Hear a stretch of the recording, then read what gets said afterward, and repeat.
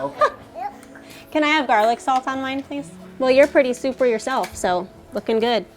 Caring for kids with disabilities or medical needs is something that I've felt called to since the time I was a really little kid, and always knew that that's what my passion was in life. I ended up getting married right after college and got licensed for foster care that same year.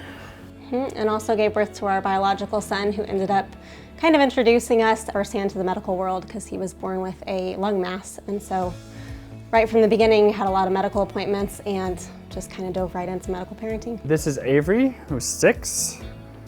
Eli is also 6, but not twins. This is Cadence, who's 9, and our little foster guy, who's a 1.5 years. Nevaeh is 4 years old, and Mr. Angel is 9 years old. We connected first with Wichita's Littlest Heroes around 2, maybe 3 years ago. At that point, we were fostering our son, who we have now adopted. We had experienced a lot of really deep aloneness, being a family with kiddos with medical needs. We just kind of found ourselves on an island. And so we got our son signed up at that point. And as we kind of got into that world and learned about everything they offer and this incredible just wraparound support system, I realized that from the foster care perspective, that would be amazing for the biological parents of our kids. And a lot of the kids that come into foster care with medical needs, in most cases, it's the family doesn't have the support that they need. The love is there, the desire is there. So our goal became to get each medical child in our home who's from the Wichita area to help them become one of Wichita's Littlest Heroes.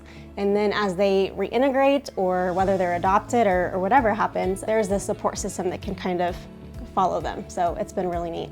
Wichita's Littlest Heroes is probably our greatest support for each new child that we take through a foster care placement, because oftentimes when they come to us, we have zero information. We'll get a call that, hey, there's a child with a feeding tube and he needs a home. And we have no idea why he has a feeding tube, or if he's also on oxygen or a ventilator or anything else.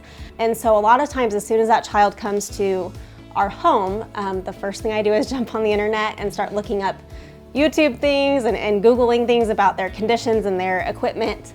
And Wichita's Littlest Heroes gives me the personal side of that, where I can reach out to parents and say, hey, has anyone seen this type of pulse ox machine? Or, hey, I've never had a kid on a vent before, what do I do with this?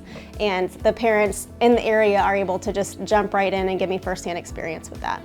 Being the father, adoptive father, and foster parent to kids with special needs and medical needs has been the hardest thing that I've ever done in my life. And Wichita's Littlest Heroes has been one of the only constant supports for the last several years in our lives, and that has been hugely immensely impactful to have other families to be able to relate to be able to go to events and not have to say anything and know that the people there get it, and just to feel welcomed and to feel known for that is enough. But then the additional support and resources that they've provided have made the difference a lot of days and a lot of months.